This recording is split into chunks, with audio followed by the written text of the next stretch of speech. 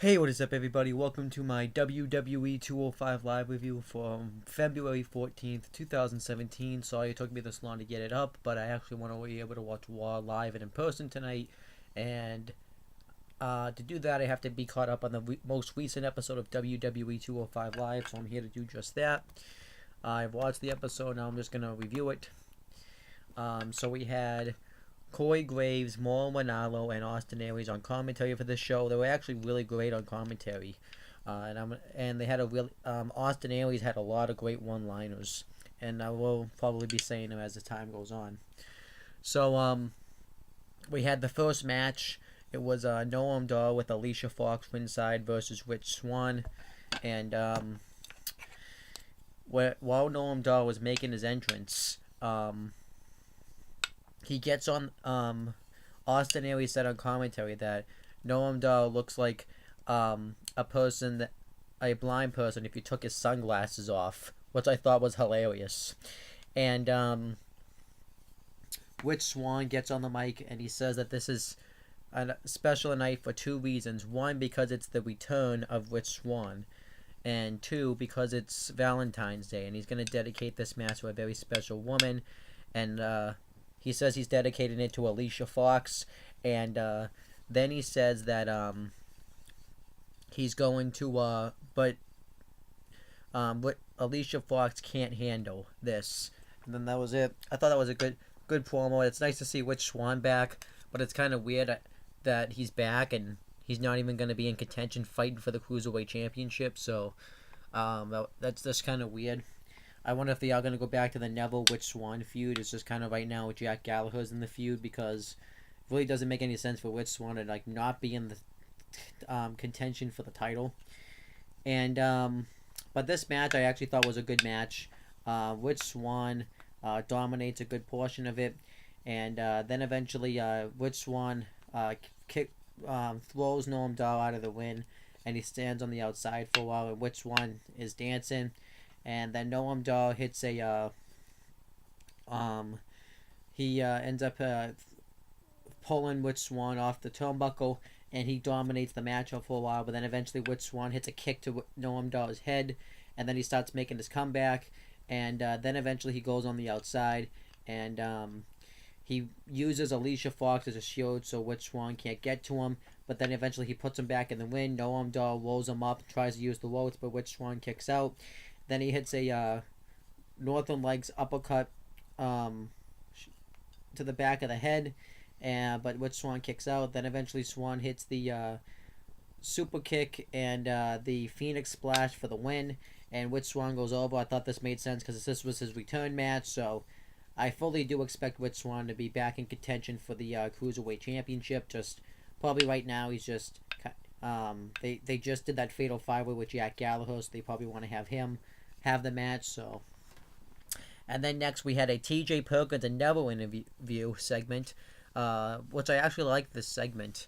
And Neville says that TJ Perkins beat 31 of the greatest competitors in the world to become the first ever Cruiserweight champion, but one of those competitors wasn't him, so to him it doesn't impress him. But then TJ Perkins says that you weren't in that tournament because you have a glass leg, which I like that he said that. That pretty much he's saying it because he was hurt. And he says that, he talked about how you're the greatest in the world, but I was the one that brought the Cruiserweights to the division. I was the one that was the first champion, and the reason why the Cruiserweights have this opportunity. And then Neville says that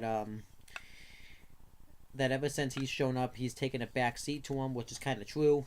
And then TJ Perkins says, well, yeah, but before I brought the Cruiserweights to Raw, you were barely on Raw. You were just a flash in the pan.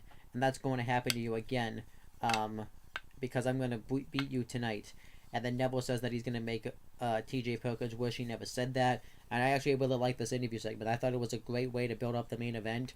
And this actually made me kind of wonder why they didn't have TJ Perkins win the Fatal 5-Way, because there was a lot more story with a TJ Perkins Neville match than a Jack Gallagher Neville match. I do like Jack Gallagher, but it doesn't really seem like there could be story there, but it doesn't really seem like they're going with it. With TJ Perkins and Neville, there does seem like there's more story with that match than there is Jack Gallagher and Neville. And then it plays a video package for Grand Metalik, um, hyping up his coming back to the WWE, well, his debut on 205 Live, and it shows him losing the finals in the Cruiserweight Classics. Him talking about how he was upset that he lost, but he says that he's been using this as determination, and he says that he's the best cruiserweight in the world. He's going to make the most he can out of his opportunity. I thought it was a good video package. And then we had the actual match itself. It was Grand Metalik versus Drew Gulak. And Drew Gulak immediately hits a dropkick on Grand Metalik. He beats the crap out of him. And he dominates the matchup for a while. Then eventually Grand Metalik tries to make a comeback. He tries to bounce off the top rope, but but he ends up getting trapped in the ropes. I think he messed up here. So Drew Gulak had to attack him. So I think Grand Metalik was a little bit flustered in the beginning. But eventually he was able to pull out a good match here. And Grand Metalik hits a wheelbarrow arm drag and then a springboard crossbody. And then eventually Drew Gulak dominates the matchup. He hits a drop kick into the turnbuckle, throws him out into the barricade. And then Grand Metalik makes a comeback. He hits a Bruio on the outside. And then eventually he wins with the Metalik driver and gets the victory. But I thought this was a good match. I actually really wish they would do more with Drew Gulak, though. He just seemed like someone that could just go out there and be a badass, with the way he wrestles and stuff. And I really wish they would just utilize him more properly. But Grand Metalik, I see some big things coming in his future. Then next, Akira Tozawa is backstage, and the Brian Kendrick comes up and offers that he can be his protege and Brian Kendrick will be his mentor, but he says no. And then Kendrick's like, look, you can't lie to your mentor. You have to tell me when you learn English, and you probably don't know what no means, so I'm going to give you a chance. Then Akira Tozawa says that he doesn't like him and leaves, and this pisses Kendrick off. So now I expect the feud to really take off, and what I expect to happen is that Kendrick is going to get pissed off and say that nobody denies, and you're going to regret denying that me as your protege. So so it was okay. I mean, the feud's alright, but I feel like it's not the greatest. Then we had the main event. It was TJ Perkins versus Neville, and they both started chain wrestling each other. Then eventually TJ Perkins hits a arm drag, and he hits a drop kick. He hits a hurricanrana on the outside. Then eventually Neville hangs him up on the top rope, and he dominates TJ Perkins for a while. He slams him face first into the barricade, and then he just gets him in a headlock for a while. And then eventually TJ Perkins makes a comeback, hits a hurricanrana out of the corner, and then he hits a suicide dive on the outside.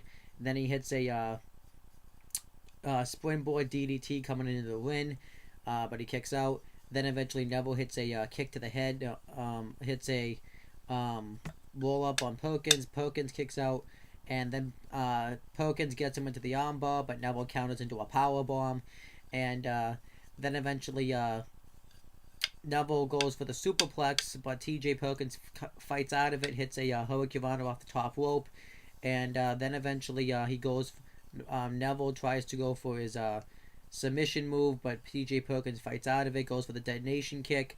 Neville fights out of it, then eventually Neville hits a enziguri to the back of the head, and he gets him into the double underhook armbar for the and TJ Perkins taps out for the win. So Neville goes over, and afterwards Jack Gallagher comes out, and he goes to attack Neville. Neville gets the upper hand on him, but then eventually Gallagher he throws William III outside the ring, and Gallagher hits a couple of uppercuts and a headbutt to Neville, and he falls out of the ring. And Jack Gallagher stands tall, holding the Cruiserweight Championship.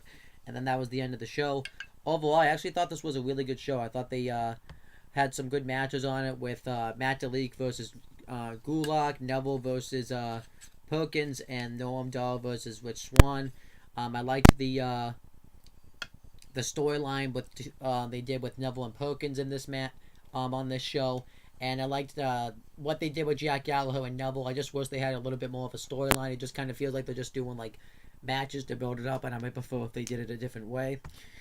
And I did like what they did with the Akira Tozawa Kendrick segment. So overall, I thought this was a really good show. If I had to rate it, I'd rate it a 8 out of 10. But that's pretty much it, guys. Make sure to subscribe to this channel and all my other channels.